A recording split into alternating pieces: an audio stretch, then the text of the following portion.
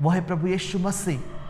आमेन। वो है प्रभु यीशु मसीह। आपने सही सुना, वो है प्रभु यीशु मसीह। अपने जीवन की परिस्थिति से कहो प्रभु यीशु मसीह। और देखो दोस्तों, परमेश्वर आपकी परिस्थिति को, जिस गड्ढे में आप गिरे हो ना, जहां से आप निकलने की कोशिश कर रहे हो वर्षों से, पीढ़ी से पीढ़ी कोशिश कर रहे हो, उस पापों से, उस श्रापों से आजाद होने के लिए मेरे प्यारे प्रभु यीशु मसीह में वो सामर्थ्य है कि आपको उस गड्ढे से बाहर निकाले और उस चट्टान पर, हालेलुया, चट्टान पर खड़ा करे जो खुद प्रभु यीशु मसीहा है।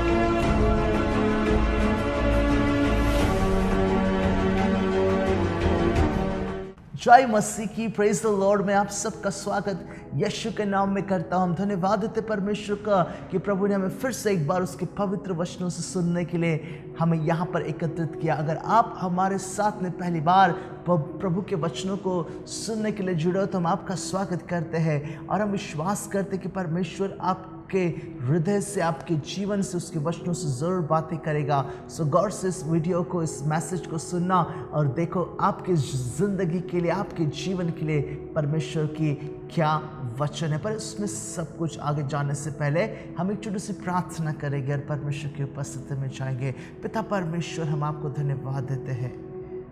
हम धन्यवाद देते हैं सुंदर से समय के लिए। प्रभु, जब आपका वचन बांटा जाता है प्रभु, होने देखिए आपका वचन प्रभु हमारे ज़िंदगी से जुड़ा हुआ रहे और हमारे ज़िंदगी की उन सारी परिस्थितियों के ऊपर प्रभु जी अगर कोई उत्तर है तो प्रभु आपका वचन है। हम मांगते हैं परमेश्वर आपसे कि आपके वचनों से हमें उत्तर देना मेरे परमेश्वर। हम धन्यवाद देते इस समय के लिए और यीशु के नाम से हम प्रार्थना मांगते हैं। आमेन, आमेन एंड प्रेज द लॉर्ड। दोस्तों, देखा गया है कि हम में से बहुत से लोग और मैटर ऑफ फैक्ट सभी लोग मेरे पर इंतज़ार करना पसंद नहीं करते हैं। हम क्यू में खड़े रहना पसंद नहीं करते। अगर आप कहीं टिकट खरीद रहे हो इन दिनों में तो ऑनलाइन का ज़माना है, आप घर से ही टिकट बुक करते हो। पर दैन अगर आप इनकेस अगर किसी लाइन पर खड़े और आपको टिकट खरीदने की है और आप देखते हो कि मेरा नंबर 10 हुआ, अगर मैं पहले नंबर पर होता तो मेरा काम जल्दी हो जाता। क्यों? हमें इंतज़ार करना हमसे होता ही नहीं है। उस दिन मैं एक बड़े विशाल मेगा मार्ट में मैं गया और मैं जानता हूँ कि इस दुकान में, इस मार्ट में ये चीज़ वहाँ पे मिलती है। सो मैं अपनी गाड़ी पार्क करता हूँ, जाता हूँ, स्टेयरकेस से ऊपर चले जाता हूँ और उस जगह पर जहाँ पर वो वस्तु मिलनी चाहिए थी मैं वहाँ पर ढूंढता और वहाँ पर लेबल लिखा है आउट ऑफ स्टॉक। मैं बहुत निराश हो जाता। मैंने इतना समय गंवाया, मैं यहाँ से गाड़ी पार्क किया, मैं ऊपर चढ़ के आया और थक के देखा कि वहाँ पर वो चीज़ जिससे मेरी ज़रूरत है वहाँ पर नहीं है। मेरे प्यारे, हम बहुत इम्पेशंस हो जाते हैं। हमें सब कुछ बड़े क्विकली चाहिए, सब कुछ इंस्टेंटली। हमारा इन दिनों का ज़माना इंस्टेंट है। इंस्टेंट कॉफ़ी मिलती है, इंस्टेंट पिज़्ज़ा जो है वो डिलीवरी होना चाहिए। सब कुछ बड़े तुरंत हम चाहते हैं। क्यों मेरे प्यारो? क्योंकि हमें इंतज़ार करना पसंद नहीं होता है। पर मैं आपको बताना चाहता हूँ, ज़िंदगी हमारे जीवन में ऐसे कुछ मोड़ पर, ऐसे कुछ मकाम पर हमें लाकर खड़ा करती जहाँ पे हमें इंतज़ार करने के सिवा और दूसरा कोई चारा नहीं है। और शायद से आप इस प्रकार के परिस्थिति से और मैं इस प्रकार की परिस्थिति से गुजरा हूँ जहाँ पर इंतजार करने के बगैर और कुछ भी चारा हमारे पास में नहीं रहता है। और इस सब इंतजार करने के समय में हम क्या करते हैं? मेरे प्यारे, हम बौखला जाते हैं। हम परमेश्वर को प्रश्न पूछते हैं, हम दुनिया को प्रश्न पूछते हैं, हम हमारे तकदीर को जो है ही नहीं पर उसको हम कोसते रहते हैं। मेरे प्यारो, पेशेंस हम खो बैठते हैं। हम बड़े इम्पेशेंस यहाँ पर हो जाते हैं। और बताना चाहता हूँ दोस्तों कि कई सारे लोग सोचते इस प्रकार से, यार मेरी जिंदगी अब रुक चुकी है, मेरी जिंदगी के लिए कोई मकसद नहीं है, मैं इंतजार करके थक चुका हूँ, मैं अपने परिवार की परिस्थितियों को मैं सुधारने की कोशिश कर रहा हूँ पर मैं थक चुका हूँ क्योंकि स्टिक नहीं हो रही है, मुझसे और बर्दाश्त नहीं होता है, मुझसे मेरी परिस्थितियों को देखकर मैं और ज़्यादा बर्दाश्त नहीं कर सकता हूँ। और मेरे प्यारे, आखिरी उपाय उनके पास में रह जाता है जहाँ से कहीं पर भी उनको कहीं से भी उनको उत्तर नहीं मिलता। उनके पास में आखिरी उपाय रह जाता है। दोस्तों, देखा गया है, स्टडी इस प्रकार से कहती है कि दोस्तों 70% लोग स्ट्रेस का शिकार है। ठीक है, स्ट्रेस वो बहुत सारी बातों को इतने गंभीरता से ले लेते हैं जो उनके जीवन में होती नहीं है या जिसको वो चाहते कि उसके जीवन में हो जाए। और स्ट्रेस लेने के बाद में क्या लोग दोस्तों डिप्रेशन में चले जाते हैं। लोग बड़े मायूस की अवस्था में चले, निराशा की स्थिति में चले जाते हैं। आजकल लोग डॉक्टर को दिखाना, डॉक्टर के पास जाना, दवा लेना क्यों पसंद करते हैं? बड़ी खुशी है उनको इसलिए नहीं, पर मेरे प्यारों वो उनके उस मानसिक अवस्था का इलाज ढूंढते हैं। अगर डॉक्टर मुझे कुछ पिल्स दे देगा, मैं खाऊंगा, एटलीस्ट मैं रात को सो तो सकता हूँ, बाकी दिन में देखा जाएगा कि कितने सारे और परेशानी मेरे जिंदगी में और जीवन में आएंगे। और ये हकीकत है दोस्तों, ये हकीकत है। हम सब लोग निराशा की स्थिति में चले जाते हैं। और शायद से आप यहाँ पर बैठे और मुझे सुन रहे हो, ठीक है, शायद से आप यहाँ पर बैठे और मुझे सुन रहे हो दोस्तों, और आप सोच रहे होगे कि यार यही मेरी कहानी है, ये मेरी परिस्थिति है, मैं ऐसे परिस्थिति में हूँ जैसे लगता है कि सारे चारों कोने चित, चारों दरवाजे जहां पर मैं उम्मीद लगाए बैठा हूँ, सारे दरवाजे मेरे लिए बंद हो चुके हैं। मेरे प्यारे, आज परमेश्वर के वचनों से मैं आपके साथ परमेश्वर के वादों से बात करना चाहता हूं। सुनो, परमेश्वर के वादे हमारे परिस्थिति से बातें करते हैं। अगर आप जानते नहीं तो बताना चाहता हूं, आपकी परिस्थिति से परमेश्वर के वादे बातें करते हैं और उसके शब्दों में इतनी सामर्थ्य है कि आपकी परिस्थिति मेरे प्यारों को बदल सकता है। परमेश्वर का वचन मेरे प्यारों हमारे विचारों को, हमारे मनों को, हमारी आत्मा को, हमारे शरीर को, हमारे सोच और विचारों को मेरे प्यारों सुरक्षित रखता है। राइट, ये बात बड़ी सुंदर बात मैं आपसे कह रहा हूं, बड़ी सुरक्षित रखता है परमेश्वर का वचन। आपकी परिस्थितियां प्रॉब्ली ऐसे की वैसी ही रहेगी, कुछ बदला नहीं, पर आपके मन, आपके विचारों को परमेश्वर का वचन सुरक्षित रखता है। मैं आज इस समय आपके साथ में दाऊद के जीवन से बातचीत करने वाला हूं। बड़े सुंदर सा वचन आज के दिन में आपके लिए लेकर आया हूं। आप मेरे साथ में बाइबल के इन वचनों को, इन पदों को निकालना। कलाम इस प्रकार से कहता है, भजन संहिता के 40 अध्याय और उसके 1 और 2 और 3 वचन में बड़े सुंदर सी बातें लिखी। और जब आप मुझे सुनोगे दोस्तों, प्रभु के वचनों को जब आप गौर से मन लगाकर सुनोगे, परमेश्वर का वचन आपकी परिस्थिति के अनुसार आपसे जरूर बातें करेगा। मैं आपके लिए परमेश्वर का वचन पढ़ता हूं, भजन संहिता साम्स 41:2 and verse 3। मैं धीरज से यहोवा की बाट जोहता रहा और उसने मेरी ओर झुककर मेरी दुहाई सुनी। उसने मुझे सत्यानाश के गड्ढे और दलदल के कीच से उभारा और मुझको चट्टान पर खड़ा करके मेरे पैरों को दृढ़ किया है। उसने मुझे एक नया गीत सिखाया जो हमारे परमेश्वर की स्तुति का है। बहुत तेरे यह देख कर डरेंगे और परमेश्वर पर भरोसा रखेंगे। और इन तीनों वचनों में से मैं आपको बेसिकली 3 ऐसी महत्वपूर्ण बातें सुनाऊंगा। ठीक है, मैं 3 ऐसी महत्वपूर्ण बातें परमेश्वर के वादों से, वचनों से मैं आपको बताने की कोशिश करूंगा जो शायद से आपके जीवन में मेरे प्यारों एक बहुत बड़ा बदलाव ला सकती है। और यहाँ पर एक पहले वचन में जो पहली बात मुझे यहाँ पर दिखी, पहली बातों में मुझे 2 बड़े महत्वपूर्ण शब्द दिखे। यहाँ पर कौन से देखो तो वचनों में पहला शब्द मुझे यहाँ पर दे रहा, धीरज, पेशेंस। शुरुआत मैंने की थी कि हम बड़े इम्पेशेंस, हमको धीरज नाम की चीज, हमारे शायद से हमारा नाम, आप में से किसी का नाम धीरज हो सकता है। राइट, और प्रॉब्लम आप बड़े धीरजवंत व्यक्ति रह सकते हो, पर मेरे प्यारे नाम धीरज रहने से भी दोस्तों कभी कभी हमारे पास में वो पेशेंस या जो धीरज से काम करने वाली बातें होती है हमारे साथ में जीवन में नहीं होती। पर यहाँ पर धीरज, राइट, मैं धीरज से, धीरज बड़ी जरूरी बात दोस्तों, पेशेंस बड़ी जरूरी बात है। और दूसरी शब्द मुझे यहाँ पर ब्याही दिखा है, यहाँ पर मुझे दोहाई सुनी, दोहाई, पुकार, विनती, परमेश्वर ने दोहाई सुनी। बड़े 2 महत्वपूर्ण शब्द यहाँ पर आप यहाँ पर देखते हो दोस्तों। भजन संहिता 40 ये एक वो गीत है जहाँ पर दाऊद अपने जीवन के उस अनुभव को बताता है। अभी ये दाऊद इस समय में इस अनुभव से गुजर चुका है, गुजर रहा नहीं है, गुजर चुका है। उसने उसको गड्ढे से निकाला है, निकाल रहा है, ऐसा लिखा नहीं है। राइट, सो दाऊद यहाँ पर अपने जीवन के अनुभव को बताता है कि कैसे परमेश्वर ने उसके परिस्थिति के ऊपर उसको जीत दी, कैसे परमेश्वर ने उसकी परिस्थिति से बातचीत की, कैसे परमेश्वर ने उसके परिस्थिति के बीच में उससे बातचीत की, कैसे परमेश्वर ने उसके हृदय, मन और विचारों को शांत रखा। मेरे प्यारे, अपने अनुभव को यहाँ पर दाऊद बताना चाहता है। और दाऊद बताना चाहते हैं कि जिंदगी के कठिन से कठिन समय में जब हम भागने की कोशिश करते हैं, कोई उपाय नहीं होता है। ठीक है, हमारे पास में अगर काम यहाँ नहीं होता तो वहाँ जाते, वहाँ नहीं होता तो वहाँ पर जाते हैं, और हम दोस्तों भागते ही रहते हैं। हमारे प्रश्नों का उत्तर ढूंढने के लिए हम भागते ही रहते, भागते इधर से उधर, उधर से उधर। कहीं ना कहीं हमें उत्तर चाहिए, कहीं ना कहीं हमें सॉल्यूशन चाहिए हमारी समस्या का, और हम भागते ही रहते। पर दाऊद यहाँ पर बताना चाहता है, क्या बताना चाहता है? कि भागो मत, इंतजार करो, धीरज रखो, धीरज रखो, हैव पेशेंस, धीरज रखो। दाऊद यहाँ पर मेरे प्यार अपने जीवन की बातों को बताना चाहता है। बहुत सी बार शायद से आपने भी अपने जीवन में मेरे प्यारों पेशेंसली ना, धीरज धर कर आपने बहुत सी बातों को परमेश्वर से पूछा होगा। मेरे प्यारों पेशेंस से, और आप कहते हो पास हाँ ठीक है, मैं पेशेंस से मांग रहा हूँ, प्रार्थना कर रहा हूँ, 10 साल से, 15 साल से, 20 साल से प्रार्थना कर रहा हूँ, उत्तर कुछ नहीं आ रहा है। मेरे प्यारों मैं आपके हमारे जीवन के उदाहरण से बताना चाहता हूँ। हमारे पारिवारिक जीवन में मेरे प्यार हमने हमारे 2 बच्चों को हमने खोया, और इन दोनों के समय दोस्तों हमने परमेश्वर से बड़े धीरज धर कर प्रार्थना, प्रभु तू, मैं जानता हूँ कि तू अद्भुत कार्य कर सकता है, मृतकों को तू जीवित कर सकता है, तू परिस्थिति को बदल सकता है, वगैरह वगैरह। कई सारी बातों को दोस्तों जो मुझे बेहतर लगती थी, उन सारे शब्दों का इस्तेमाल करके हमने प्रार्थना को किया और धीरज धर कर प्रार्थना किया।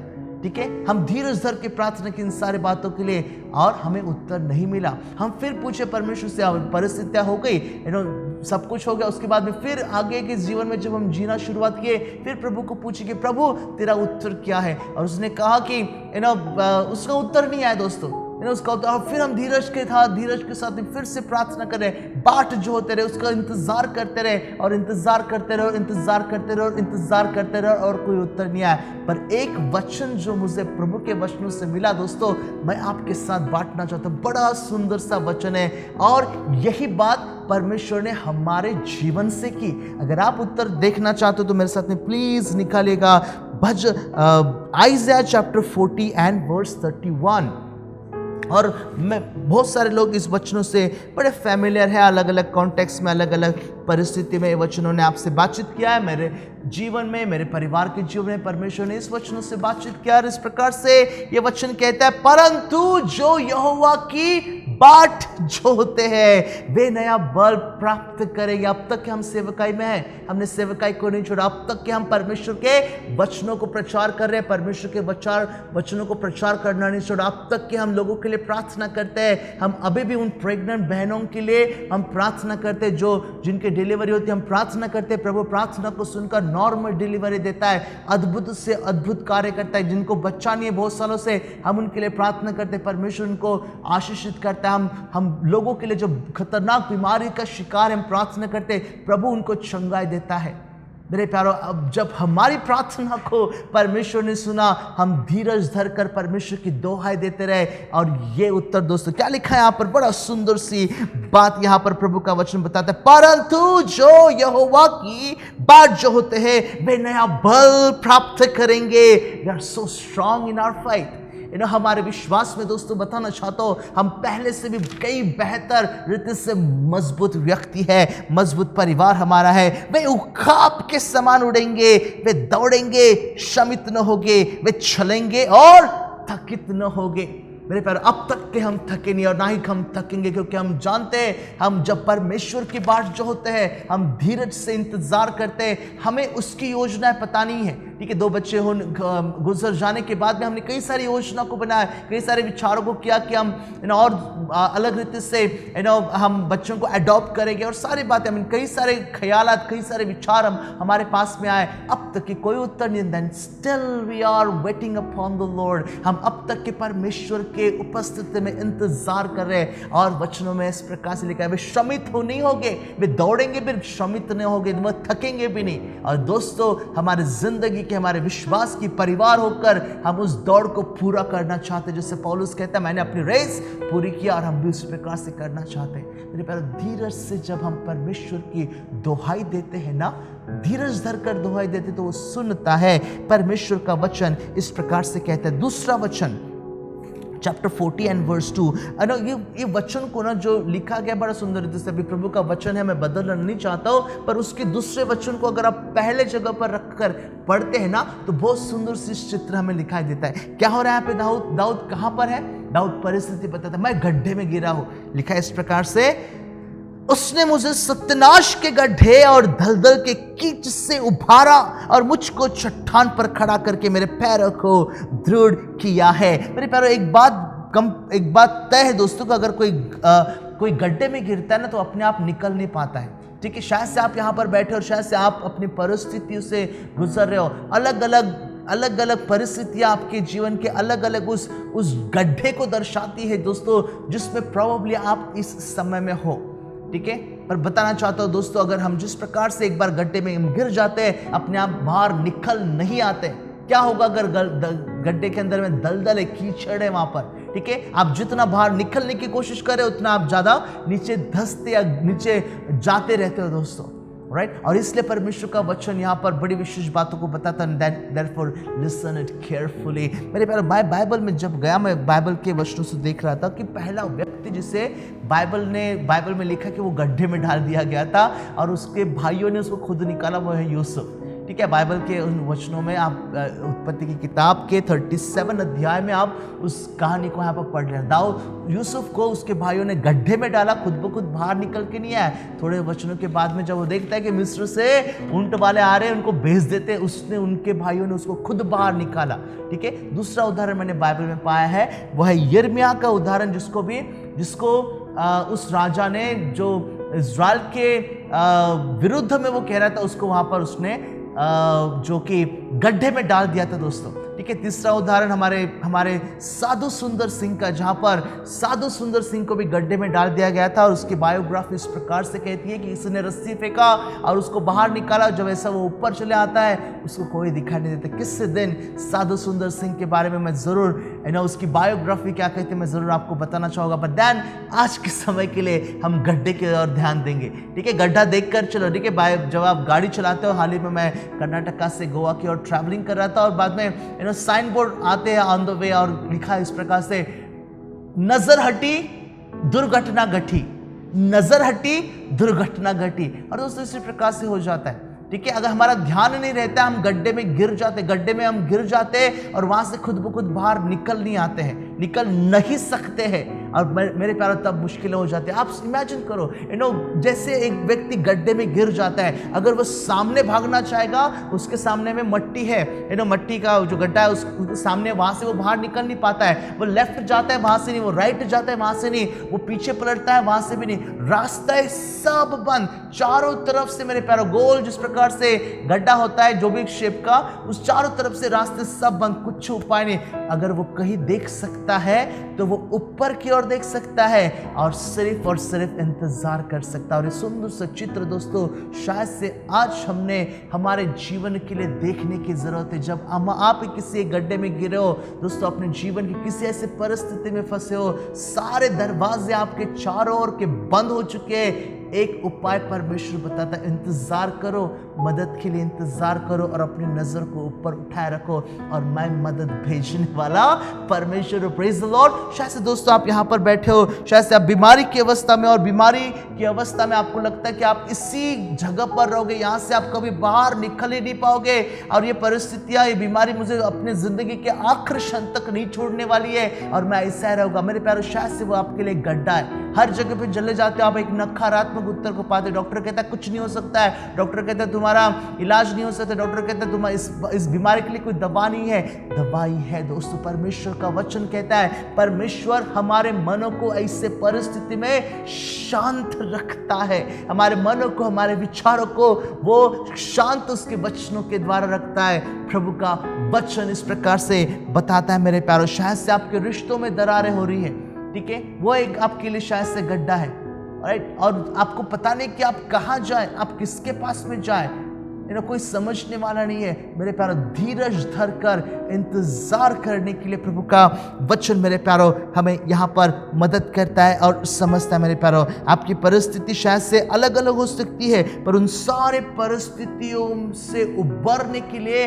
अगर कोई एक उपाय अगर मैं प्रभु के वचनों से बताना चाहूँगा तो वह है प्रभु यीशु मसीह, वह है प्रभु यीशु मसीह। आमेन। वो है प्रभु यीशु मसीह। आपने सही सुना, वो है प्रभु यीशु मसीह। अपने जीवन की परिस्थिति से कहो प्रभु यीशु मसीह। और देखो दोस्तों, परमेश्वर आपकी परिस्थिति को, जिस गड्ढे में आप गिरे हो ना, जहां से आप निकलने की कोशिश कर रहे हो वर्षों से, पीढ़ी से पीढ़ी कोशिश कर रहे हो, उस पापों से, उस श्रापों से आजाद होने के लिए मेरे प्यारे प्रभु यीशु मसीह में वो सामर्थ्य है कि आपको उस गड्ढे से बाहर निकाले और उस चट्टान पर, हालेलुया, चट्टान पर खड़ा करे, जो खुद प्रभु यीशु मसीहा है। परमेश्वर का वचन मेरे प्यारो यहां पर हमें मदद करता है। पर सीक्रेट क्या है? बाट जो हो ना, तब हमारी दोहाई सुनी जाती है। हम जब गोवा में आए 11 साल पहले हमने देखा हमारे कलीसिया में एक सिस्टर आती थी और उस सिस्टर का नाम सुवर्णा था। कनाडा से आती थी, वो कर्नाटका से है पर गोवा में यहाँ पर रहती है वो सिस्टर। और उसको शादी के बाद में भी 2 साल या 3 साल हुआ था उसको शादी को, बच्चा नहीं था। और हमारे कलीसिया में पिछले 6 या 7 साल तक हमने उस बहन को देखा कंटिन्यूसली प्रभु के उपस्थिति में आती थी। करती क्या थी पता है आपको? दाऊद जो करता था एग्जैक्टली वो करती थी। दाऊद, मैं आपको सीक्रेट बताना चाहता हूँ, दाऊद क्या करता था? पहले अपने भजन, सारे भजन संहिता में आप देखो, वो शुरुआत में परमेश्वर तू महान है, तू ऊंचा परमेश्वर है, तू सर्वशक्तिमान परमेश्वर है, तू सारे परमेश्वर से, सारे देवताओं से ऊंचा तू परमेश्वर है, तेरे तुल्य कोई नहीं है। उसके बाद के वचन, प्रभु मैं इस परिस्थिति से गुजर रहा हूं, मेरे शत्रु मेरे ऊपर चढ़ चुके हैं, वो मुझे कच्चा चबा जाएंगे, वो मेरे जीवन के, मेरे जान के पीछे पड़े हुए हैं। उसके बाद में वचनों में क्या लिखा होता है? प्रभु तू मेरी चट्टान है, तू मेरा गढ़ है, मैं तेरे पास में दौड़ूंगा और मैं सुरक्षित रहूंगा। और एग्जैक्टली यही बात ये बहन करती थी। आती थी, परमेश्वर की आराधना करती थी, स्तुति करती थी, और उसके बाद में थोड़ा समय, प्रभु मुझे बच्चा नहीं है, मेरे परिवार को तू आशीषित कर। और उसके बाद में फिर प्रभु की महिमा करते जाती थी। एग्जैक्टली 7 या 8 साल तक उस प्रकार से करने के बाद में मेरे प्यारो, परमेश्वर ने उस परिवार में आशीष दिया। परमेश्वर ने उस परिवार में आशीष दिया मेरे प्यारो। धीरज से बाट जोहने का परिणाम देखोगे, कैसे परमेश्वर आशीषों से, जो आपकी इच्छा होती है उसके आशीषों से, उसकी इच्छा के अनुसार भरने वाला परमेश्वर। उदाहरण, कई सारे उदाहरण दोस्तों हमारे पास में हैं। पर क्या बताना चाहता हूँ मैं आपको मेरे प्यारो, अगर आप सबसे बड़ा खतरनाक जो परिस्थिति जिसमें हम में से सब लोग फंसते हैं ना, वो क्या है पता है? पाप का गड्ढा। मेरे प्यारो, पाप का गड्ढा इस प्रकार से खतरनाक गड्ढा है कि वहां पर मेरे प्यारो कई सारे लोग अभी भी फंसे हुए हैं। मेरे प्यारो, अपने आप से, अपने अच्छे कर्मों से बाहर निकलने की कोशिश करते, फिर वही गिर जाते हैं। मेरे प्यारो, अपने अच्छे विचारों से, अपने अच्छे कार्यों से वहां से बाहर निकलने की कोशिश करते हैं, कोई उपाय नहीं होता। मेरे प्यारो, मैं आपको बताना चाहता हूँ, पापों के दलदल से, कीच से अगर कोई हमें उबार सकता है, बाहर निकाल सकता है, तो वो प्रभु यीशु मसीह। मेरे प्यारो, प्रभु यीशु मसीह ने क्या किया? स्वर्ग स्थानों को छोड़कर, पवित्रता के जगह पर, खुद पवित्र परमेश्वर उस स्वर्ग को छोड़कर इस धरती पर, जहां पर पाप से भरी हुई जगह है, आता है। और मेरे प्यारो, वो ऐसा नहीं कि तुम दूरी रहो और मेरे पास में मत आओ, तुम क्यों गंदे हो, नहीं, वो हमारे उस पापों में गिर जाता है दोस्तों। और दोस्तों, अब वो खुद पापियों के बीच में रहता है। उसके सारे दोस्त, उसके जिस गैंग के साथ में, जिस लोगों के साथ में मेरे प्यारो उठता बैठता था, सब लोग पापी थे, पर पापों से वो अपने आप को उसने पवित्रता में रखा। तब जाकर कहीं प्रभु यीशु मसीह उनको बचाने पाया। मेरे प्यारो, प्रभु यीशु मसीह हमारे लिए निष्कलंक, निर्दोष था, पर मेरे प्यारो उसने हमारे लिए दोषी ठहरा और अब आपके पापों की सजा और मेरे पापों की सजा उसने उस सलीब पर दी। मेरे लिए और आपके लिए वो मारा गया दोस्तों, मेरे लिए और आपके लिए वो गाड़ा गया। तीसरे दिन वो फिर से जीवित उठा और वो कहता है, मैं मार्ग, मैं सत्य और मैं जीवन हूं। आमेन, हालेलुया। मैं मार्ग, सत्य और जीवन हूं, और मैं आपको उस दलदल से, उस पाप के दलदल से, जिस गड्ढे में आप अभी भी फंसे हो, जिस पापों के दलदल में आप फंसे हो, जिसका असर आपके परिवार के ऊपर, आपके वैयक्तिक जीवन के ऊपर, आपके सामाजिक जीवन के ऊपर, आपके जीवन के सारे क्षेत्रों में होता है, मैं तुम्हें वहां से बचा सकता हूं। हालेलुया। ये परमेश्वर का वादा दोस्तों। मुझे यहां पर परमेश्वर का वचन हमें मदद करता है उन सारे बातों को समझने के लिए, क्योंकि मैं बताना चाहता दोस्तों, एक मृतक व्यक्ति किसी को बचा नहीं सकता है। एक अंधा व्यक्ति किसी को राह दिखा नहीं सकता है। इफिशियंस चैप्टर 2 एंड वर्स 1 के अनुसार दोस्तों, हम हमारे पापों के कारण हम मरे हुए थे। मेरे प्यारो, मैं गलत करता हूं, मैं बुराई व्यक्ति हूं, और मैं दूसरों को कैसा ज्ञान और बुद्धि बांट सकता हूं दोस्तों? मेरे प्यारे, परमेश्वर का वचन यहाँ पर एक बड़ी विशेष और गहरी बात यहाँ पर बताना चाहता हूँ। रियल क्विकली तीसरी बात मैं आपको यहाँ पर बताऊं जो मैंने 40 अध्याय के तीसरे वचन में पाई। Please turn your Bibles to Psalms 40 and verse 3। लिखा इस प्रकार से परमेश्वर के वचनों में, उसने मुझे एक नया गीत सिखाया जो हमारे परमेश्वर की स्तुति का है। बहुत तेरे यह देखकर डरेंगे और यहोवा पर भरोसा रखेंगे।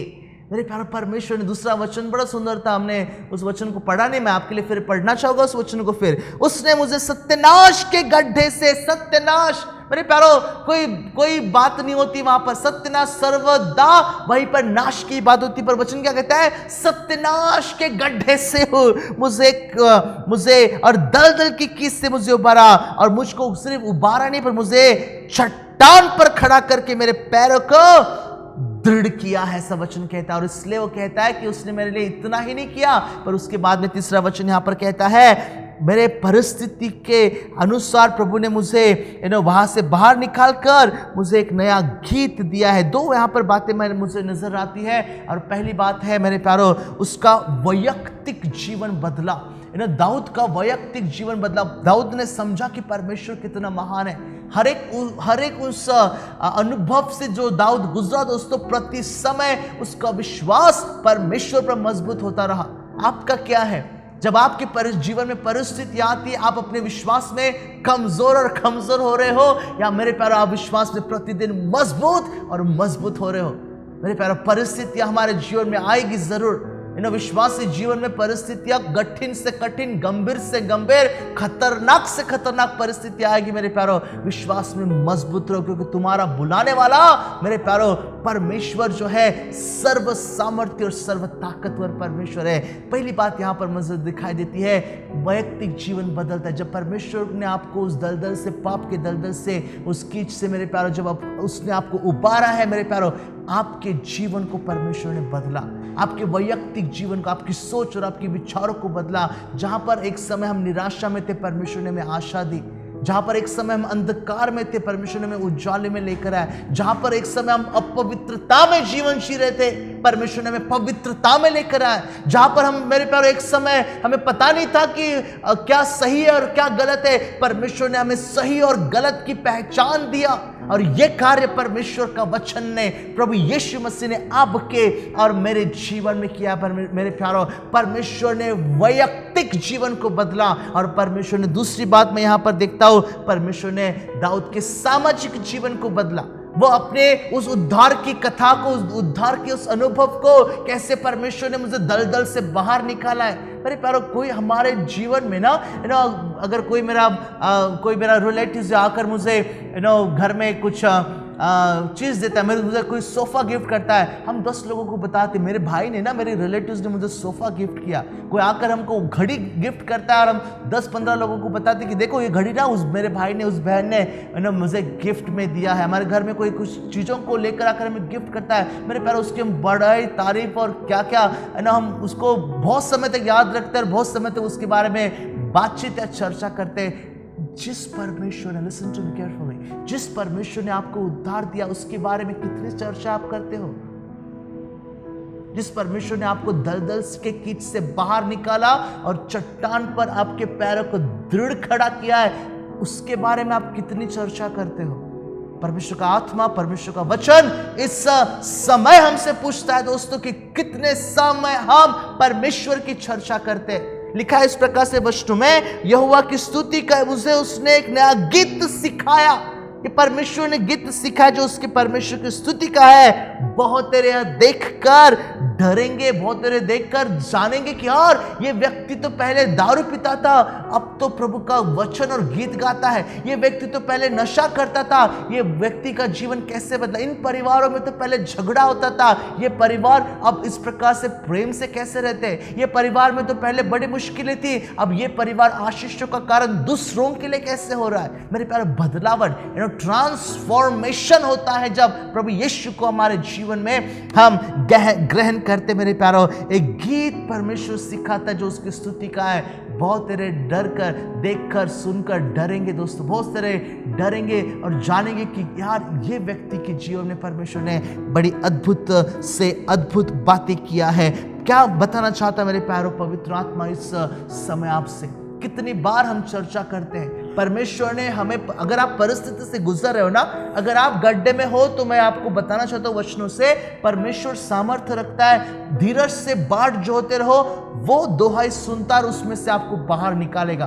पहली बात। पर अगर आप यहाँ पर ऐसे लोग बैठे हो जिनको पहले परमेश्वर ने सारी परिस्थितियों से बाहर निकाला दोस्तों, तो उन सारे अनुभव को लेकर आप क्या कर रहे हो? क्या आप उसकी चर्चा कर रहे हो? क्या आप उन लोगों को बता रहे हो जो इस प्रकार के गड्ढे में गिरे और वहीं पर रहने वाले अनुभव से गुजर रहे हैं दोस्तों?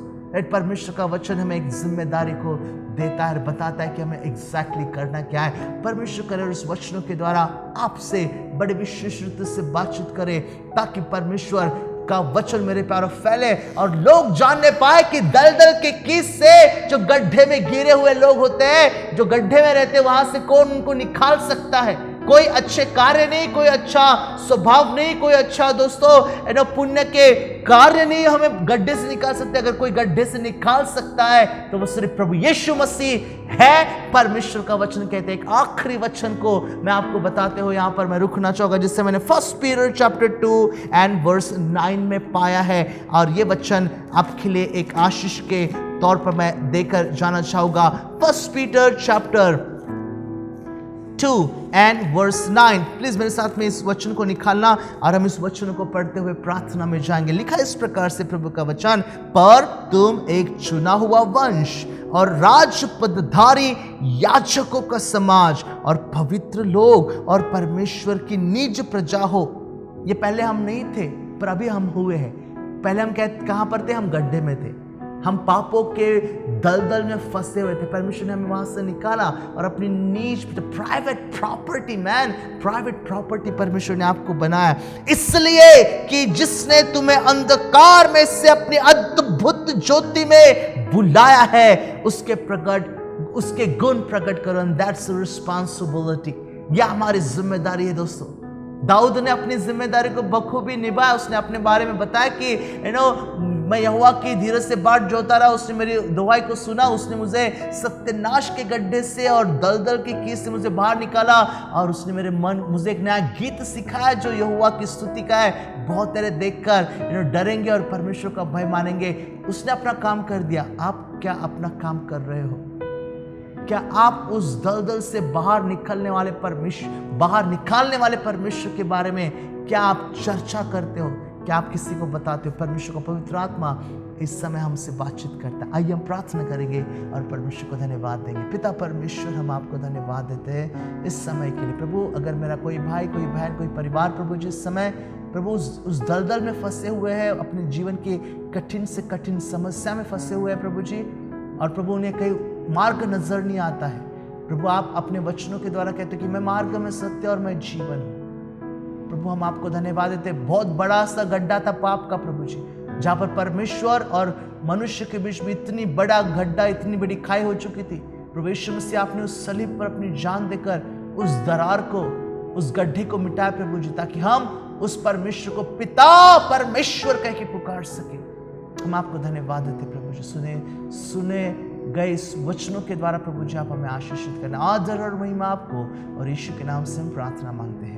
Amen, amen. Thank you so very much for listening. प्रभु आपको आशीष करे दोस्तों। अगर आपके कोई कमेंट्स हो तो प्लीज़ आप हमें कमेंट सेक्शंस में बताइएगा। अगर आपकी कोई प्रायर रिक्वेस्ट हो तो मेरा मोबाइल नंबर रहेगा वहाँ पर, आप प्लीज़ हमें कांटेक्ट कीजिएगा और हम आपके लिए ज़रूर प्रार्थना भी करेंगे। आप बताइएगा कि आप किस जगह से इस वीडियो को सुन रहे हो, और एक हमारे लिए एक इनकरेजमेंट हो जाएगा।